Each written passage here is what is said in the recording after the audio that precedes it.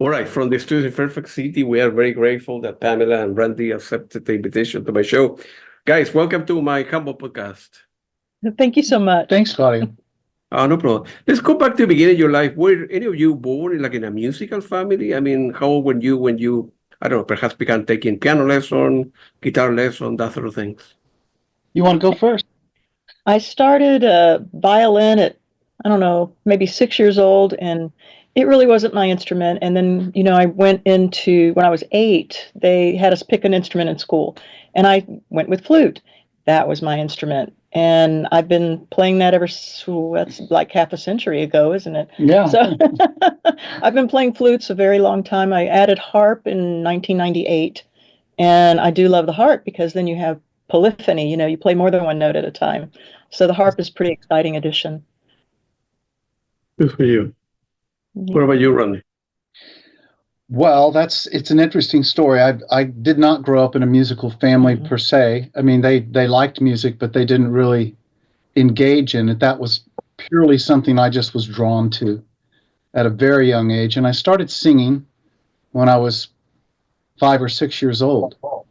But in my second or third grade, I had a music teacher who was very important to me, as far as my getting into music involved. She took a special care with me and taught me things. She taught me that I had perfect pitch. She taught me how to use it at a very young age. She taught me that I had all of these gifts and talents and that she could help me hone them. So for the next few years, as she was my music teacher in my little elementary school that I was growing up with or in, she mentored me in a way, and that stuck with me. And so coming out of that, by the time I was, I don't know, 9, 10 years old, I wanted to be a composer. I wanted to compose symphony orchestras. I wanted to compose, any music that I could, big music, Beethoven type stuff. That's what I wanted to do. And of course, then rock and roll took over. And all the groups that you mentioned before, we were talking about Genesis and Pink Floyd and all the Led Zeppelin and all the groups that we all know. Peter Gabriel, Rush. Oh, Rush! I was a huge fan. Kansas. These all the progressive rock bands I really love. And that's just kind of how I came up into it. And she didn't go on past childhood, but I'll say that I went into, at that point, of course, as I got into my early 20s, I got into a rock band and became a singer. And that's what I was doing. I was going to be a rock star. Worked on that for a few years. And then when the bands ultimately split up or things happened, everything, Pamela and I went together. We went into music with each other. Well, we were in separate bands at that point. We were in separate bands. I was in an industrial rock band. It was. Keyboards and flute and dressing crazy and long hair and with distortion on the vocals, kind of thing. And it was really he was in a rock band, progressive rock. It was progressive hard rock. And we're like, hey, let's ditch all this and do new age music. Yeah, well, it didn't come back quickly, but we had all kinds of things happen in between the way. But when we came together, we were done with bands and things at the time, and we wanted to create something that was original and unique that just the two of us could do together, that we didn't have to require other players and other people to be, there or not there, as the case was. And that's how we started 2002. 1990. Yeah, in 1992. So.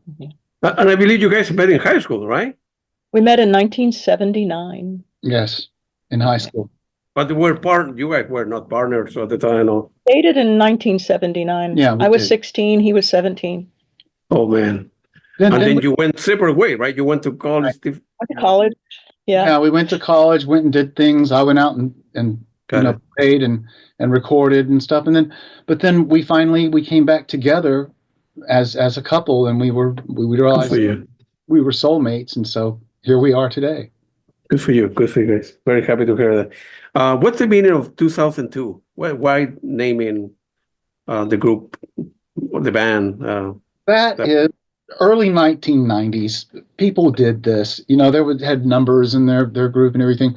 We decided that we wanted to make sort of I don't know, maybe it's kind of new age a little bit, but we wanted to make a sort of a little our logo yeah. has an infinity symbol in the middle. It's not actually two zeros, it's an infinity sign. And the idea was that it was the two of us on either side of infinity making the music. But then computers and the internet came along and people didn't know how to type an infinity sign. Right. They're like, we became 2002 So we became because of 2002. technology. Yes, because technology wasn't up to it. We had to be 2002 instead of 2 infinity 2, which would have kind of been weird anyway. So, Yeah. so I got you. I understand. Of course, entering the music scene in 1992, you guys released the first album, Wings, right? right. Which I was reading that it received very good reviews and it was critically acclaimed. How difficult or easy, I don't know, was for you guys to put that album together? And Well, it's been a long time, but I would say we just moved into our first real home and it was very small. So we turned the tiny garage into a recording studio, and we had big reel-to-reel tapes because that's all you had back then. Any edits be made with a razor blade on a splicing block and then put it back together and listen. We didn't even have we didn't have anything with live mics or anything back then on Wings. Just Savitri. No, we didn't. The first one, that was completely electronic. Wings was, and it was because we didn't have the sort of the technology to go. We had the keyboards and rigs like that, but nowadays computers, you can have one laptop can have all of those instruments in it at one time, and you can make a whole album on it like that. But in those days, you couldn't. So it was very difficult. He's right. We had to, if we wanted to make an album, we had to get a splicing block out and cut the tape, and then put it over here, and then tape the tape so that it would still keep going. It was We still very have primitive. those reels, don't we? Huh? We still have those reels. We still have the reels. We don't have the recorders anymore, but and I still have a splicing block. Really? Wow, good for you. Good for you. So you finished the album. What do you do with it? I mean, at the time, I think bands were sending the tape. CDs didn't exist, but to radio record to try to get some airtime, that kind of stuff, right? Well, the problem is it was 1992 in Texas. No one had ever heard New Age music. Here it was all country and I think R&B and bluegrass. There was nothing like that. There were no radio stations playing it. If you went into a music store back in the day when you could buy actual music in a music store, even Enya was in the pop bin. There was no place for us anywhere. Yeah. So we went to arts and craft fairs. We went to country fairs. We went to, the Peach Festival, the Apple Festival, and we set up a table and we put our CDs out with headphones. And people would come by and, wow, what is that? And they put it on and go, wow, and they would buy it. And we sold, I think that first year, and this is no internet, we sold 10,000 copies of that CD, just going every weekend, go to a fair, set up a table, hand out the headphones, let people listen, because there was no other way to get it out there. Yeah. And then in big festivals, we would put speakers up there instead, and we would just blast them, and people and they would walk by and they would stop. And every 20 people would walk by and kind of glance at it and walk on. But then there would be the 20th person that would stop and go, wow, what is that? And then they would come in. And it was amazing to watch your audience in real time like that, to be able to see what happens in people when they are attracted to your music. I miss those days, actually, in some ways. Maybe we should do some festivals. Maybe we should. Go do some more festivals. Yeah, and I imagine at the time, doing exercise and yoga, that was kind of important. And I suppose that, yoga studios or that kind of stuff will kind of play your music in the background, or I suppose, right? A lot of that. Chiropractor, acupuncture. That sort of thing. Yeah, right? And as a matter of fact, the Wings, well, and Savitri too, but Wings also, the first album, that was, we didn't find out this until years later, actually, but that became a staple of many massage therapists because just the right length. And the thing that they loved about it is that it would start each song would start on a keel, and it never expanded into something that you didn't want it to. It never tried to take you away from that zone, It was, all the songs were very soft and very, very here, and the massage therapist loved it because it would last through the whole session. And like I said, we didn't even know that at the time, but what a great thing to happen, and we would I would see massage therapists at some of these fairs and say, "Oh yeah, I had that record. Everybody has that one." You know. I hope you're getting royalties out of the From massage therapists? I don't think so. No. No, not from them, but we get royalties from albums, but those earlier albums are all they're all kind of mixed in with the other 25, 23, 24. In general terms, for people starting up, right? Like your daughter or a kid or anybody, Johnny, Peter, and Mary up there in the world, how difficult is to make a living in the music business? Being a recording engineer, being a composer, playing. Well, now it would be pretty tough, I think. There's a lot of competition, and now you have AI doing a lot of the tasks that, real people used to do. So I think it would be tough. It would be hard just because, well, it was hard then, and it still is hard. To make a living doing music of any kind is difficult. And there are a lot of people out there making millions and doing what they do, but there are a lot more that are not. And so those people, they have every degree of struggling to make a career out of music. But I think if you work really hard, like you did, you work very, very hard to get where you are. People that are willing to put in the work and never stop believing. You have to believe that you can do it. Focus on that. Never let it go. Don't listen to anybody that says you can't do it. Just do it. That's my advice. Oh, absolutely. Don't Stop Believing. That's a great song, Journey. And Oh yeah, I love that song. I love you it. mentioned. So people, even the I don't know. I won't mention that. Even the closest people, they will tell you, "Nah, you're not good enough. You're not going to do it. You cannot do it." And I don't that's listen. that's the best thing somebody can say to me is, "You cannot do it," because I would do it. I will. I will get it done. Oh yeah, Because you're a rebel, right? Oh, that you're reliable. That's your life, right? It's going to be hard. Whatever you do, you want to be a tennis player, a writer, or this or this. You're going to have rejection the 33rd time, and you need to go for number 31, 32, and eventually somebody will give you a break, right? And of course, that's the only way to live, man. Have goals, whatever they are, you need to go for it. In 1998, some years later, Land of Forever spent 54 weeks on the Billboard New Age. Yes. What about that, man? Yeah. What about it? Feel free to elaborate on that. Album with real music? That was the second album with real music, and real music was going under a little bit of a turmoil at that time, and they didn't really put the effort into that album that they could have. But the next album, River of Stars, they hired this dynamic duo, Margaret and Bridget. And they looked back and they said, well, wait a minute, you want us to promote River of Stars, but what about Land of Forever? That has a lot of mileage in it that you didn't do anything with. And they asked if they could promote it too, and they promoted it a lot. And it did get on the Billboard charts like that, but then it was too old to stay there because you can only be a certain age. So then it went on to what's called the catalog chart. And it stayed there for a bunch of time. For years. But it was because someone believed in it and didn't think it should be let go like that. Yeah. I got it.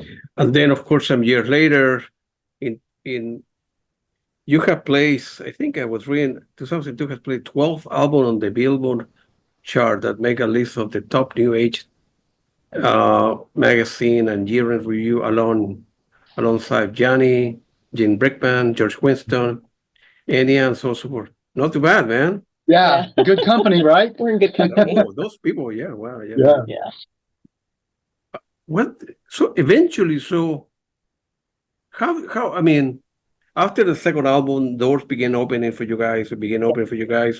Was it still hard to make it? And after the second album, release the third album, the fourth album, you got help from record labels, or still you needed to do the 90% on your own, and then only 10% with the assistance of a record label at the time? Well, even when we signed with Real Music in 1997, and it was kind of nice to not be on our own and have help, like you're saying. But you have to realize, even if you are on a label and you have an agent and you have help, you still have to be the one in charge of your own career. You have to be on top of it. You have to still, in spite of having help, you've got to babysit it and push and never stop. Got it. Did you ever reach out to, I don't know, Wind and Hill at all, for example? No, we were signed with a contract to Real Music at that time. Okay. Wyndham Hill was, in a way, I don't know when they sold, but when Will Ackerman sold that label, I can't remember. But Wyndham Hill in its heyday, they were at least to me a big influence on Liz Story and some of the great artists that I loved that came out of Wyndham Hill. But they were kind of before our time as 2002. And I know that Will continues to work, and they're still out there, not as Wyndham Hill, of course, but as something else. But we sort of missed that boat in a way, and We didn't approach Real Music. but we didn't approach them. Remember being out here sort of isolated. We didn't live in California at the time, and being sort of isolated not only with the music out here, but also just with our studio and everything. We've always been a group that we wanted to have our own recording facility, like you see behind us, is our control room. We wanted to be able to do it all of ourselves. We wanted to be able to do every aspect of the product that we create ourselves, and we do. We have complete creative control over everything that we do out there. The music, the art, the videos that we make, that she makes actually, but she's the video person. But all of those things, we create those things for better or for worse. They are us, and they're not someone telling us what to do, advising us on what we shouldn't do. Because, like you said just a little while ago, in the beginning days, you've got all those naysayers. You have all those people that are telling you, no, you shouldn't do that. You're not going to make it that way. And they're advising you not to do what you're pursuing. And you have to ignore those people and just move on and do it anyway because your heart tells you to. So having that complete creative control is just, every year that goes by, it becomes more and more, important to us. I got you. Good for you guys. And of course, another great album, Rio Stars, it was released, I think, in the year 2000. We spent 74 weeks on the Billboard New Age board, right? Yeah. For you, man. Man, you were living the dream at the time. We were the were. sales were okay? Yeah. The money was coming. It was for the first time, actually. That's when it really started to. We have another business, a multimedia recording business that we were working harder at the time on than we are now. But it's a business that was sort of doing well on its own, a studio business. But then at that point at River of Stars, we started realizing that that's what we needed. What we needed to do, because this is where the real money is. If we can just make products that are good enough. But it's more than money. Well, it's more than money. It's not about the money. The money when you do something you love, the money will follow you around.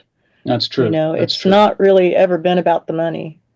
No, but he was asking, if we could. Oh, yeah. I mean, you can totally support yourself, of course. But, yeah. But you got married, you have a baby along the way or at the time, so money was important. I mean, you need to pay the mortgage, right? You need to pay the electricity bill, right? So eventually, if you become good in what you do, the money will come, right? Because you sell T-shirts, books or painting, whatever, right? So, so what happened with, you need to make the decision between the two businesses? I mean, you couldn't allocate 50% to do both because money would be, more profit will come from the kind of your musical career versus the other one, or? But you have to do what you love. And we didn't love that. Yeah, we didn't love that like we love music. We love the music. Gotcha. Yeah, good for you. Yeah. Luckily, though, for us, when you have enough albums out there, and if enough of them and you keep doing it, you can't stop. We know a lot of artists, actually, to sidetrack for a second, who have sort of rested on their laurels and stopped producing. And then they come back later, maybe a few years later, and they're like, oh my gosh, I can't get back on the track, and so we've always been very aware of that and don't want that to happen. So we keep producing, just on putting it out there. Somebody told me a long time ago, I think a person who I interviewed, I don't remember, he said, if you have a plan B, you will not succeed. I agree with that. You shouldn't have a plan B. He's always said that. I've always said that. I think you two are twins. I'm not sure. People would say, well, what is your backup plan? And I said, I don't have one. And they're like, why? And I said, because we would use it. That's right. Don't get one. You know, If jump out there over the ocean and just fly over it. Don't Right. think about falling in. That's right, absolutely, man.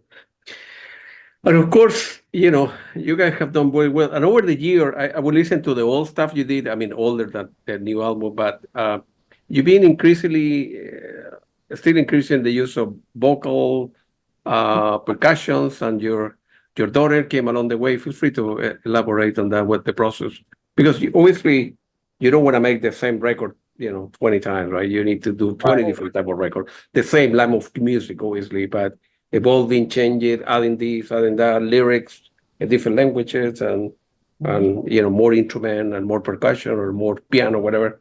What was the trend, if you will, or the strategy behind that, adding and subtracting more elements and so forth?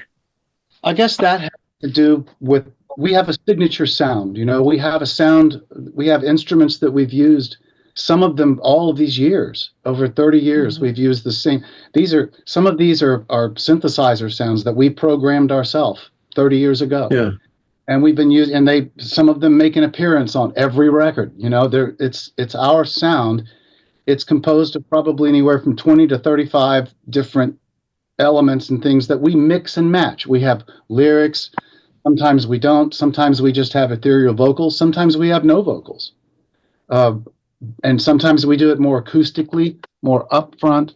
Everything's more intimate. Sometimes we have these huge reverberated washes of just, sound. But between all of that, we use those elements in all of that, so that we try to keep the same sound throughout the whole process. We try to, each thing we do can be very different, but we want to have our sound in that, whatever it is. I got it. How the motivation come to you guys? I mean, you pick up when you go to a supermarket, you see a commercial on TV, you walking down the street, you hear some birds or dog bark, water, right? Because a lot of rivers there in Texas. How I don't have the talent. I work hard on something. The stuff doesn't come to me. How you manage when you say, okay, 2026 we want to release a different type of album, and we want to include the following elements, whatever that may be, right? How you go to a studio and make it happen, or stuff comes to you?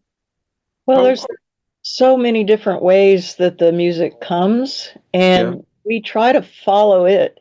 And sometimes an album is going to be a soft, gentle instrumental album. And sometimes we're going to pull out the stopper from the kitchen sink, and it's going to be Hummingbird or River of Stars, and it's going to be A World Away. It's going to be huge. So we don't know really too far in advance what's going to happen. And there's lots of ways. I'll wake up one morning and I'll be hearing this melody over and over in my head. I don't have perfect pitch. And I'll be like, hey, Randy, here's this melody. And he'll be like, oh, okay. He'll run out to the studio, and next thing he's coming, listen to this. And I'm like, oh, that was it. That's it. Or I'll sit down at my harp or just pick up a flute, and you just play a little while. And the music is inside the instruments. If you play them, they open up and the music comes out, they offer it. There's songs in every single instrument, especially the wooden ones, the wooden instruments. They just have a life force. They're not dead, they sit down and it's made from a tree, like my harp. And, the music is in the instrument. Now, he has a different way of doing it.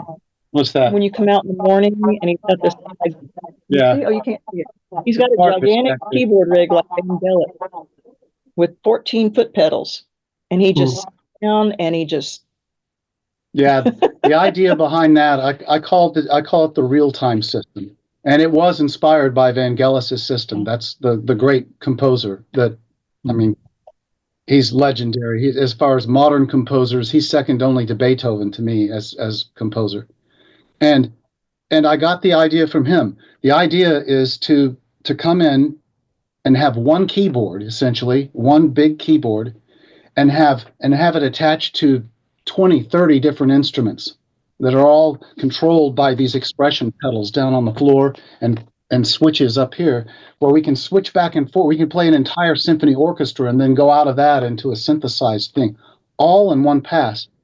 So an example of that, the first song on the new album what's the new album? The name? Wishing Well. Wishing Well. Sorry, but they're like Okay. we got He so needs many. coffee. He needs coffee. We've got so many. It's like children. We've got so many. We don't know what they're called anymore. But anyway, so the first song on the Wishing Well is Overture, The Restless Heart, and the entire first half of that song was played on that real-time system in one pass, and it was improvised, the entire thing. So what you hear on the album in the first half before the pickup comes, That's that right. was in real time at one time and mixed and mastered right there on the spot. And he's never played it again. I can't play it again because I improvised it. I would have to learn it. If I wanted to play it for an audience, I would have to learn it. That's just the first song, though. The rest That's were the planned. first song. No, the rest of them were planned, but just the capability of being able to do that, to have an entire palette of sounds that are sitting at one keyboard. I don't have to go around and run over here or overdub, track over there. I can just sit down and make a whole song if I want to in one pass. Have you ever written music for films, or any director has approached you, or Not much. Not much. We get asked that a lot, though. We do. We get asked a lot, but no one's ever actually approached us, no. Well, we've had people approach us, but it's with projects, but not with like, okay, we're going to make this film. We would like for you to compose it. We've never had anything final like that. The film world it's a great world, and I would love to be in it. We would love to engage in it, but it's a different world than what we do. It's, when you're working in the film world, you're not working for you as the composer or you as the artist, or you're working for the film. And the director, and that's a very, and the film takes precedence and even has complete control over what kind of music you're going to produce for it.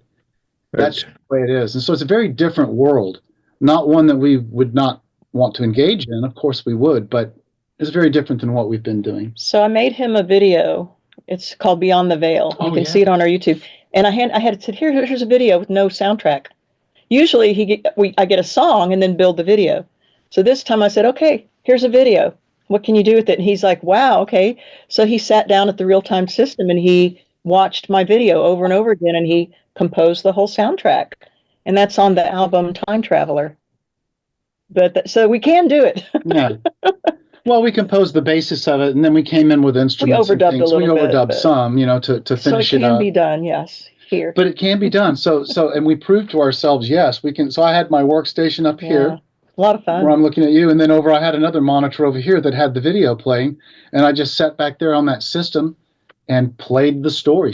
The video you came up with to Beyond the Veil, that's a great story. Just the video story is beautiful, and so I just tried to capture that beauty and as quick as I could without letting the mind get too involved, and do it and then think about it later is the best policy, I think. Yeah, movies for me are a very important part of my life because I'm a very visual person, and I have a big collection of film score, and I have interviewed a lot of film composer, and it's very difficult business. It's very difficult to make it. You need to be, everybody look up Hans Zimmer or something who make $1 million per movie or whatever, but a lot of people cannot make it. It's very difficult. So people end up doing music for a commercial and then short film and televisions, stuff like that, right? Because it's very difficult to write music for a film. And like you say, they will tell you what to do. So, which is different from what you want to know. I want to create my music, not what somebody tell me what to do, right? It would be a clash there, right? A conflict, right? So, in your head, right? Yeah, it's good, though. I would try it too, but you have incredible deadlines that they'll put you. Yeah. They'll say, well, we don't know if you're writing the score or not, and they'll tell you that for 9 months or 10 months, and then all of a sudden they'll say, okay, you're writing the score. You have 90 days to complete, or you have 40 days to complete 95 minutes worth of music. So that's a reality in the film business, and you just you have to ask yourself, how hard do I want to pursue it? No, I completely agree with you. And then Time Traveler, June 7, 2024, over 7.5 million stream on Pandora, 250,000 stream on Spotify. Cloud Below, 2023, you have 7 Stream and Pandora, Hummingbird. Man, a lot of stuff here. So number one, New Age Notes. Number one, New Age Music Guide, New Age and Music Chart. Number two, top 10 New Age Music Album in 2021. Man, not too bad, man. Nice. Thank you. Good for you. Good for you. Guess we're getting it out there. Yeah. Yeah. Do you, in general terms, what I have interviewed a lot of people. I kind of know the answer, but I wanna hear for different people. In Spotify, right? You need to have like 1 million hits to get a check for a cup of coffee, right? For me, it's great because I pay $10 a month or whatever I pay. I have access to millions of albums, records, recommendation with machine learning algorithm. It's great for me, but it's very unfair for you guys, the composer, right? Of course. What do you remember? What at high level, what can be done to be more fair to the composer, you guys, right? I pay only $10 and I have access to millions of records, which is very unfair, right? I don't have to pay anything. I only pay the monthly thing. What can be done for you guys so you could get a fair share of the income that Spotify receives, right? Luckily, Spotify is only one income stream. Yeah. And we have Pandora, Apple Music, Amazon Music, and so between the four of them, we do okay. Yeah. If Spotify was the only game in town, then well, we would all be sunk if that was true. And nowadays too, you're asking what can be done. I would say that especially in the jazz and new age or ambient, in that kind of music, even in solo piano music, whatever category you put that in, there's so much AI that is taking over in those spaces because it's easy to do. And most of it is not very good, but if you jam things down people's throat enough, they'll say, well, we don't have anything else, I guess it's good. So, Spotify, groups like that are generating all this AI music, the reason they're doing it is because they don't have to pay for it. They don't have to pay any royalties out for it. It's just them saving money. And, there's a whole debate about all that. But I guess what I would say is, I would say if anything could be done, I would say some group needs to make it, there needs to be a label on music that says this music was generated with artificial intelligence so that people know what they're listening to. So that they're not listening to some, they don't think that they're listening to, some jazz great, and really only they're just listening to bits of AI that they've come up, It's Sonny Rollins. Oh, this is kind of like Sonny Rollo, and nobody exists, and they're just pulling saxophones out of the air trying to make this happen, and putting it over on the people. And I think the people who listen to music, the people that consume it, I think that it's only fair to tell them that they're consuming music that was not created by human beings. Yeah. No, I will say, yeah, I completely agree. You guys need to get paid better. It's a ripoff. It's simple English. Bandcamp is better because I think Bandcamp only 10% or 90% go to the artist, and every so often, I don't know, one Friday a month or whatever it is, all the income go to you, the way it should be, right? So I do like Bandcamp a lot. Yeah, we do. Yeah. See, for me, I'm willing to pay more, right? So because Spotify is an important product for me, right? I'm willing to pay more. I'm willing to pay 2 or 3 times that, as long as the delta, the difference, were to go to the musicians, right? I will pay, I don't know, $30 a month because I get out of it. As long as my base is $10, the other 20 were to go to a pool where distribute to another musician. I think if all the like a union, right, in the labor market, if bands, group, famous people get together, I will say, okay, either the number to change or we pull our money. We pull our music out of Spotify. Spotify will go to business. People. Anyways, that's politics, and I don't like politics as much. No politics. No, I don't want to. But that's a good way to do it, right? And of course, the theme for your album are deeply rooted in mythology, if you will, and feel free to elaborate or on that as well. Greek mythology, if you will, or yeah, that's kind of how we started. Yeah, that is the very first album. Wings was based on the story of Icarus, flying too close to the sun. And it was at the time we had it in a little children's book with beautiful artwork, and it was an inspiration. And I think that's written in the insert of the CD. Yeah, I think it is. But so from the very beginning, we were inspired by that. I majored in English for 3.5 years, and I read so much wonderful ancient literature, and he's read every book in the world. And so we've always loved, history and mythology and culture and language and all of that. So I think it was natural for us to have some of that come out in the music, because it's just one more passion that we have, and, it makes sense to put it in the music. I got it. Before we began talking about the new album, is any dream that you may have in terms of, we talk about music, you would like to, compose music for a great film, but any person that you wish you have had the opportunity to work with or be under a particular rebel label? That's a hard one to answer, because there are lots of people that are really nice out there that I would certainly work with. I mean, I love Al Conti, I love David Arkenstone, Chuck Wilde. Yeah, these are just really nice, kind people and good friends, and they're friends, and they're talented. But they're all so busy. I don't think it's ever going to happen.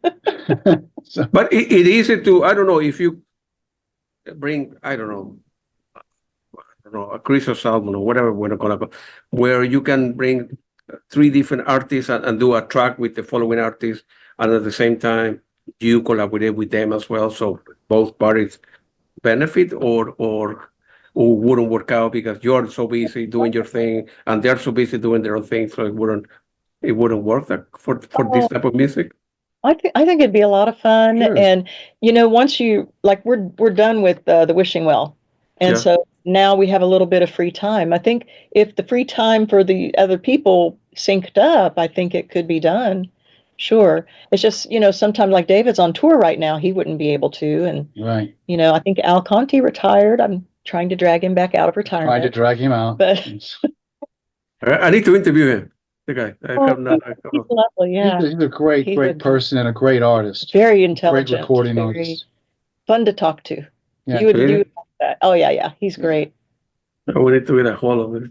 Of course, the Wishing Well, the new album released by 2002, is going to be released January 16, 2026. I'm very lucky that I got an advance copy from Beth, and it's a very, very good album, and very, very good album. And it took me a while to get it, in the sense that whatever I do, it's I listen to an album, right? And then I'm an engineer, right? So I need to analyze things. So I listen again, second time, third time, when I try to work. I try to see all the layers underneath. Like, I don't know, like music for me is like a big cake, right? And I see all the different layers, chocolate cream or whatever you have. And it's a very, without knowing any music, I don't know the instrument and so forth, but I need to, unfortunately, my brain work, I need to analyze everything. And it's a very, very good album. How difficult was to put that album together? And from the beginning to end, what's the time frame we're talking about? Is it like a year or so from ideas to release? It took us almost 15 months to make this. Yeah. Which longer than it usually would have for an album like that. But we had a lot of distractions along the way, business distractions and other things that would sort of keep us from it, life things that catch up to you. But we did, once we finally got it out, I guess it was not any more or less difficult than any album that we've made. We just kept getting pulled away from it. Yeah. That's tough because you're in your train of thought is going, and then you get pulled over here and you're like, okay, where was I? Where was I with this?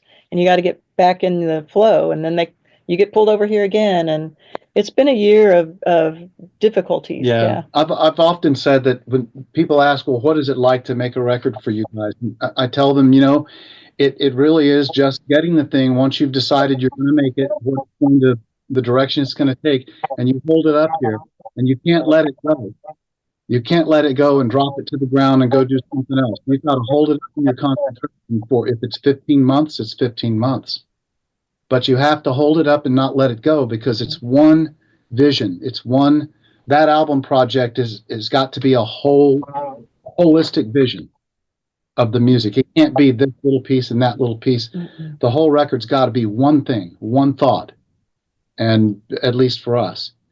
And so that's how we approach it. And yeah, it gets hard. It gets hard to hold all that stuff for months on end, but it's just what we're able to do. So that's how we do it.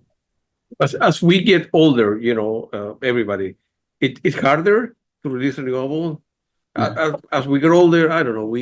I'm more complicated. My wife tells me I'm more complicated person, or you take longer, or you are grumpy, or whatever. Which I am. I'm a complicated person, and it's difficult to as you get older, put a new album together with all the complexity in life. You have less time, I suppose, when you are 20, right? You have the whole life in front of you, but right. Is the motivation for you guys still there? The spark is still Oh yeah, there? but Really? it's like you just said. As you get older, you have more responsibilities, and more. Your life is more spread, and we could go back 200 years and say in the Romantic or the classical era, those composers then, they did most of their greatest work when they were between the time they were 20 and 35 or 40. After that, they start to slow down, and I guess maybe it's just because that's the way it goes. There's more in life. We don't want to slow down. We want to keep going just like we did when we were 25, but reality kind of is there. So but you navigate it. We're musicians. It's what we do. Well, someone said to us recently, well, what are you going to do when you're in your 70s and you retire? And we look at each other, retire? Musicians don't retire. They die. They die. There's no retirement. There's no retirement. You work and then one day you're just gone. That's right. Yeah, absolutely. I completely agree with you. So, and then of course, I was reading somewhere, that, well, of course, before we go there.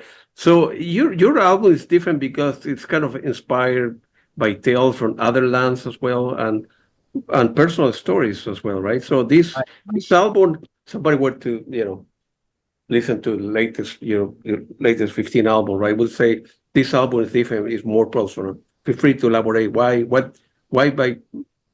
it's more personal. In which sense it's more personal? Well, we actually included personal stories, Right. The album it's a storytelling album. It's kind of like, 1001 Nights, the Arabian Nights book. Yeah. It's a series of stories, and the album is really a collection of little stories that were meaningful to us, I think.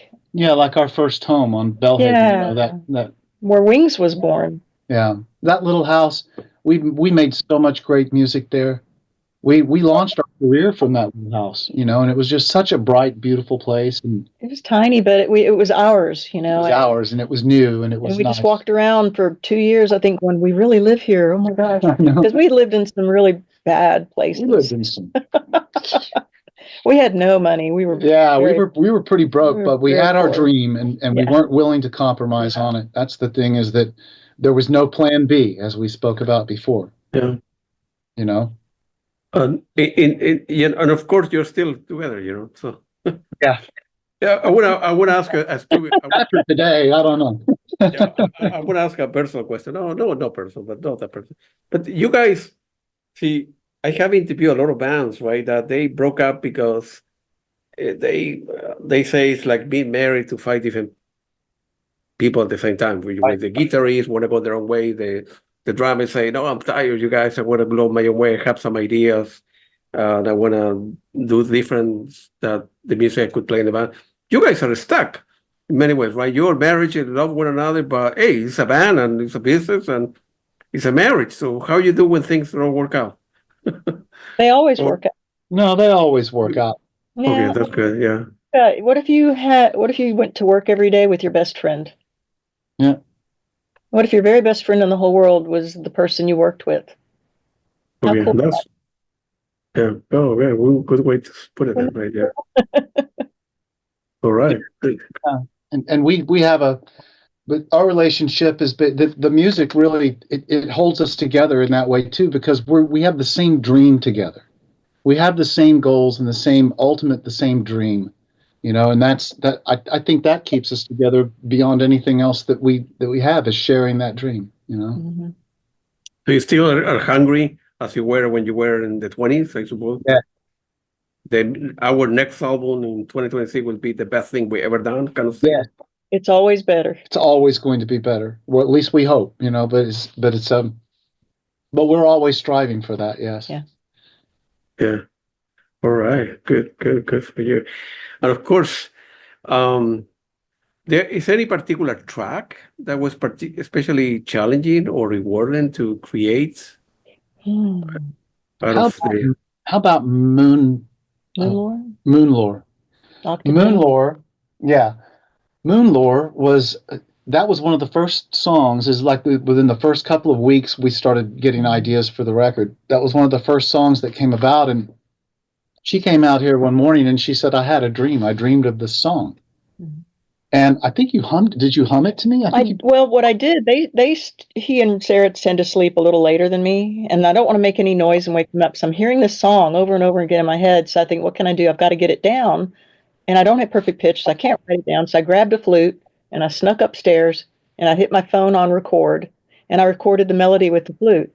And then when he woke up, I'm like, "Hey, listen to this." And by then I had it down in my head pretty well, and I was humming it to him, and it had this octave jump thing in it, right? Which was, and it started with that, and it was just haunting me until he took it over and fixed it. So. Yeah.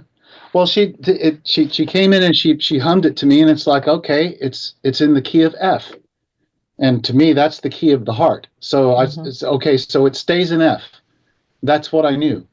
But then she did it, and I sat and I worked on it on the keyboard a little bit, and then I sort of forgot, and I walked back in there and sort of reiterated the melody with her. She sang it to me again, same key, and she sang it to me again, and then I came out and we arranged it into an actual song.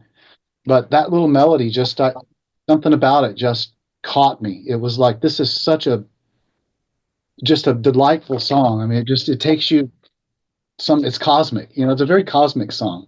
That's why we made the piano all sparkly and way up there in the sky, because it's just such I guess a transcendent. Well, melody. It was a gift from somewhere, because it just popped in my head. There it was. Somebody songs from a dream.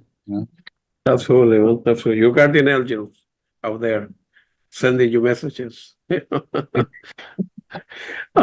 it's possible for you guys to tour? We would need to hire 100 musicians. I mean, when we do, you hear vocal choirs on some of our albums, that's just mostly me and him and sometimes Sarah, and we sing every track, and there's 20 Pams and 20 Randys and 20 Sarahs, and how would you do that live? And sometimes I'm playing harp and flute, and I can't do that live, but on the song I recorded it, there's the harp and here's the flute, and I'm singing too, wow. So it would be so hard. It's hard, and it's also because of the kind of music that we do, it's sort of problematic to fill up houses, to fill up venues, and not be able to afford to go out on a tour like that, where you have multiple musicians that you have. I think of Yanni back in the 1990s, where the guys go on tour with 110 or 20 people, and he's got these singers, and he's got this whole orchestra back there, and he's got his 20 synthesizers all around him and stuff. It was an amazing thing that he did. Mm-hmm. But I think it would be very problematic to be able to get to the point where you could do something like that without just being financially broke, and it'd be a very difficult thing to overcome. Probably if we wanted to do something like that, we would have to do it in conjunction with a larger scale of production or a larger touring thing, But the months that you're going to spend putting that show together and rehearsing with all those people, you'd lose time composing. That's true. You're not making another album. So it's not worth it, right? So financially, it's not viable, right, to do the kind of stuff. Oh, it would be worth it, completely worth it, to get out there and be in front of the people and play the music. That would be absolutely Yeah, phenomenal. I would love that, but the reality is that, it's not practical at all at this time. got it. I got it. Like you say, Pamela, right? As you spend 6 months putting it together, in 6 months you could have put together another album in 2026 or 27, or whatever, right? So Right. it's only 24 hours in the day, right? So there's so much, unless you stop sleeping like I do with everything I do. So of course we live in very complicated time. This country going against this country and so on and so forth. But your music captured the essence of hope, healing, and many way renewable energy, and which is a beautiful thing to do. And You. if that was the motivation for you guys behind the scene, for this album, we wanna do something different, that people, get into a divorce, or dying of cancer, or losing a child, whatever, can listen to your music and say, man, this music can take me somewhere of healing, if you will, or of God, close to religion, or whatever that may be important. I want you get emails weekly basis telling you, Yeah. We do. In the early, I listened to your album. I was going through a difficult time in my life, and give me a sense of hope. And we get a lot of that. We always had the very first album Wings came out in November. And remember Icarus in the story of Wings, he flew too close to the sun. Yeah. And he perished, right? The month after, in December, we released that in November. In December, we get a phone call from a reverend in Galveston. And he said, hey, I need to buy a copy of that album. It's a gift from my son to me for Christmas. And I asked him, does your son know you're picking out your own gift? And he said, my son passed away. He was on a military plane that went down. And when I heard your music on the radio, I knew he was okay. Yeah. And he drove all the way up from Galveston to meet us and brought us a photo of his son. And he picked up copies of the album for all the parents that lost children on that airplane. But yeah, so from the very beginning, we've gotten emails, written letters, back then more so than now, the written letters and phone calls, but even just comments on the YouTube videos. Sometimes people will tell a very deep personal story, and we try to answer every one of them, but it's tough. These are one of the reasons, this is one of the things that I love the most about what we do, is that our music is out there and it does help people in ways that we may never have even thought of, but we've had everything from people saying, hey, I was like you said, I'm going through a divorce and everything, but your music really helped me through that time. Thank you for it. Or I took someone off life support. Or we took someone off life support playing your music. I mean, weddings. That sounds terrible, but at the same time, it's beautiful, because weddings is happy. Weddings are happy. Yeah.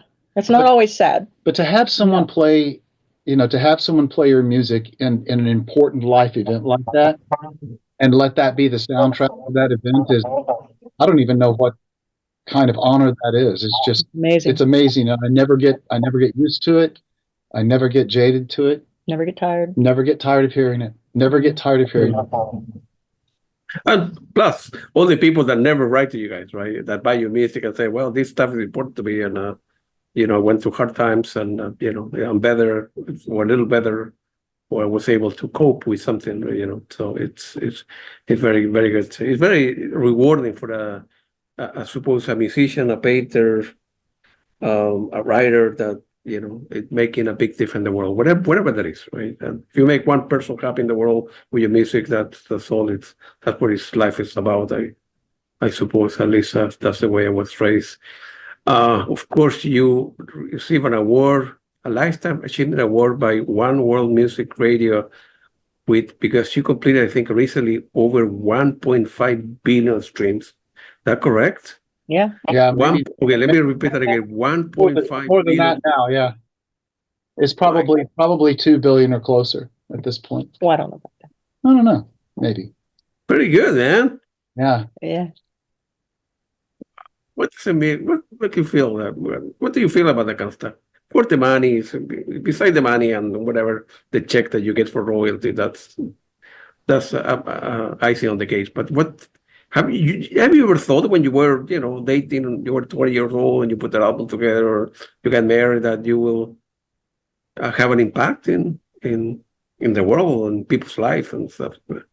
But we had no idea that streaming would exist. Yeah, there was no internet. When we started, it was Yeah. we were making CD. We were just starting to make CDs. Well, we started Right. with cassettes. With cassettes, We right? started with cassettes. And we just started making CDs. Yeah.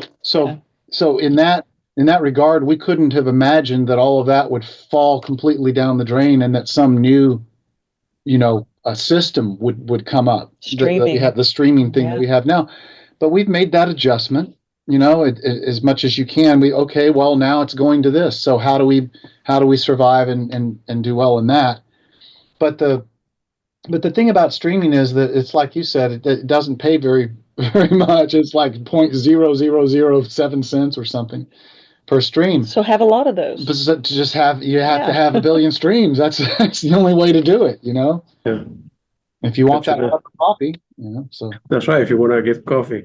And of course, the latest 3 albums, I think, include version of 7.1 Dolby Atmos surround and immersive spatial studio and so forth. You guys did that together? By the way, you mix and you master your own music as well?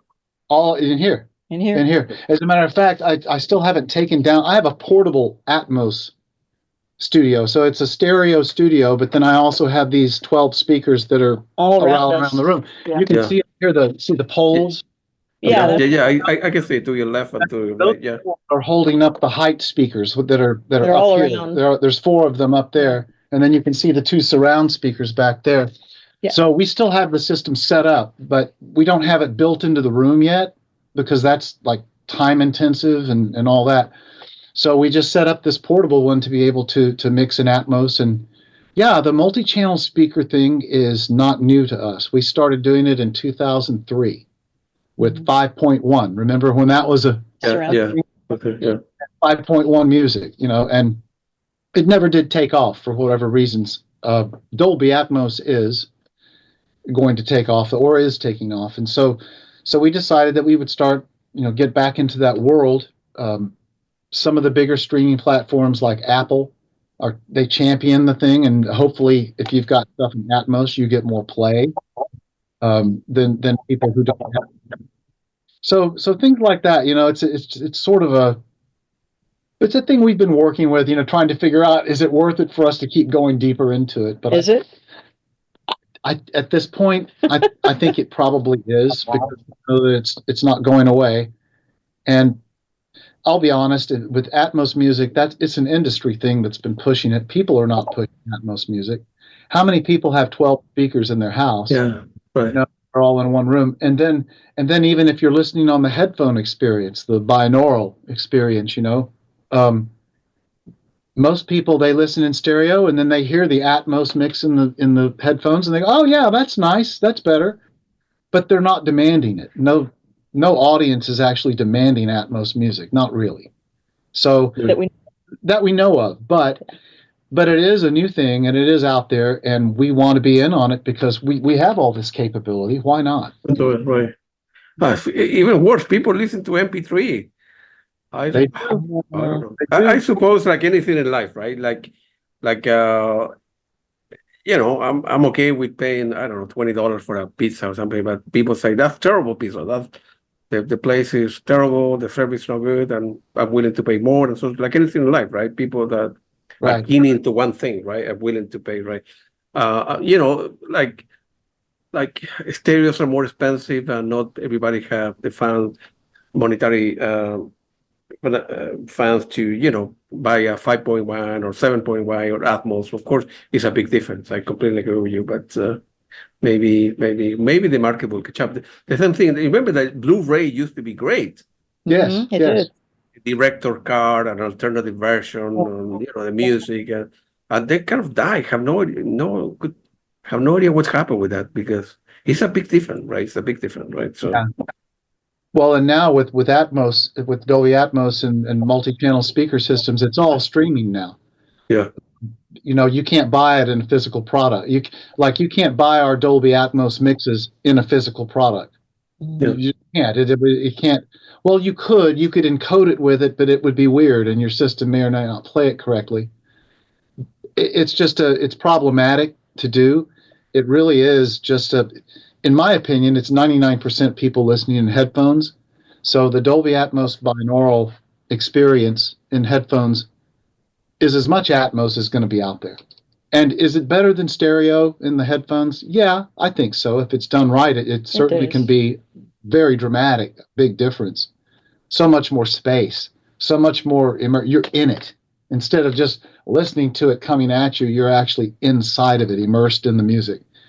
And there's a lot of, potential in that. But as far as just, and I don't think it'll stop with Atmos. I think Atmos is just the first. I think there will be other 3D or spatial audio things that come at platforms that come out doing different things. Some of them better, maybe.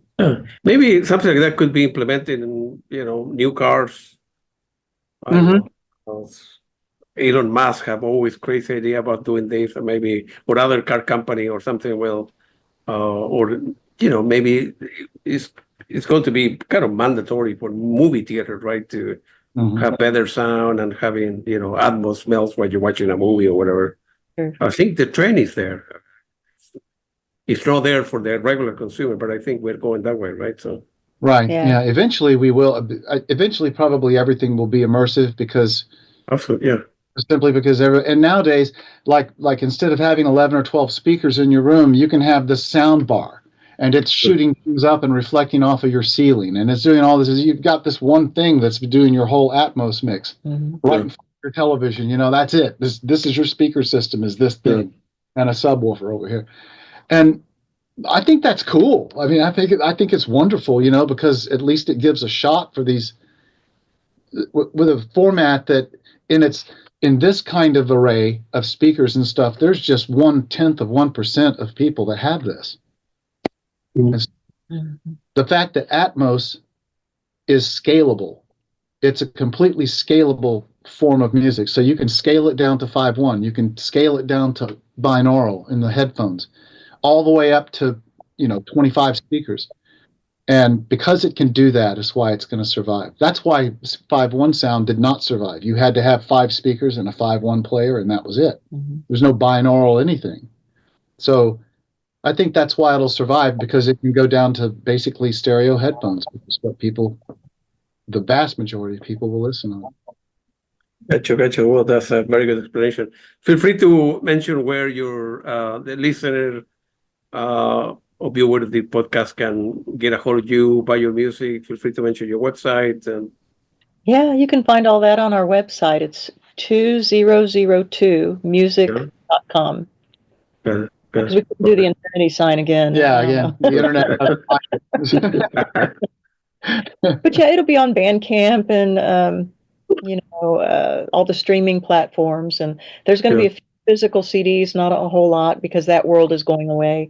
But we made a few, so people will be able to get those on Bandcamp or on our website. I got it, guys. I'm sorry. Did you get a CD when you were? No, MP3. Okay. Oh, you need WAV files. I need to send them. Yeah, I like physical things. I buy things, so feel free to send me one and sign it. You don't have anything on vinyl, do you? No. No, should we? Yeah, see, there you go. You always ask that, and no one ever can answer. No. Yeah, so there are a lot of people that, like myself, that buy a lot of things. I like physical things, right? Yeah, I can read Shakespeare on a PDF file, but I like physical. I need to touch stuff, right? Yeah. So I buy books, I buy music, I buy vinyl, and this is a big, in the last 3 years, vinyl is coming up at all. Cassette is coming up as well. There's still a lot of people that buy CDs, although the newer car wouldn't have like a CD player, right? But I would say a lot of people buy vinyl, right? I don't know if for your type of music, right? But from rock and progressive rock, every band that I go and see, they sell a lot of vinyl. Nowadays, I don't know, like a band like, King Crimson, let's say, right? It takes, $100,000 to create a new record. and they need to record their investment. So when they go on tour, they end up selling a lot of T-shirts, a lot of sign, poster, vinyl, sign, and CDs. So the people out there are still buying a lot of vinyl, a lot of CDs, and so the demand is, I think, there now. But at the same time, but then again, I don't know if for your type of music, right? But Right. people are still buying that kind of stuff. Now cassettes are coming back in the last 3 years, and of course, there is a demand to cassette players. So the manufacturer there Wow. are, going, okay, people buy CDs, somebody, you need to play somewhere, right? So Yeah. we are going to sell cassette play. If you go to, your favorite technical place where you buy equipment or, whatever, you will see the bands, companies are releasing new CD players and so on and so forth. So, yeah. As long as they don't bring back the 8-track. Oh God. No, that's That's No. Oh, what a No, horrible no. format! But Not that. but I think I think it's interesting that cassettes are coming back, because I think about the record labels and the big money, and I Yeah. think about what they're like. Oh, good, something that'll wear out after 60 plays, that we can Yeah. get to buy it again, and buy That's it again. right. Yeah. Sorry to be But- so but- cynical, But in general terms, with respect to Pamela was asking, the trend is more people are streaming, fewer people are buying physical thing, and they pay $10 for Spotify or Sirius XM or whatever company happens to be, and they pay $20 and can have access to a lot of stuff without buying physical thing. Mhm. So the demand, the trend is fewer people are buying that kind of stuff. Yeah. I have to admit, it's not. I have Apple Music is the one I subscribe to, and I have to admit, it's nice to pay $11 or whatever and have access to everything, including Right. mixes and stuff, and all that stuff too. So Absolutely. Hey guys, it was very nice talking to you. Good luck to you. You're a great couple, great music. Good luck with the new album. It's great, and I'm quite sure that down the road we'll do a follow-up interview as well for the upcoming albums, because you don't have no intention of retiring or No. taking the baggage, so to speak. So you have a long way to go. So for my end, let me know if anything I can help you out with the new releases, upcoming interviews, or whatever. Here to help, like anything else. awesome. I'm a music guy. We've had really Thank a lot of you. fun, Yeah, it was nice to today. meet you. and it's nice to Thank meet you. you. Good luck to you guys, man. Thank you very much. All right, Appreciate it. Thank you. Bye bye. Bye.